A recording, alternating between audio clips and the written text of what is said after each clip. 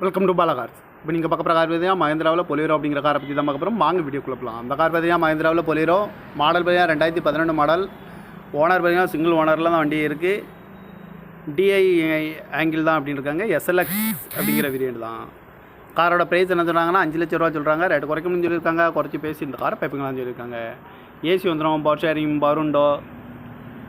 Car பார்க்கணும் இடம் எங்கன்னு பார்த்துட்டிங்கன்னா பவானிங்கிற இடத்துல தான் இந்த கார் பார்க்க முடியும்.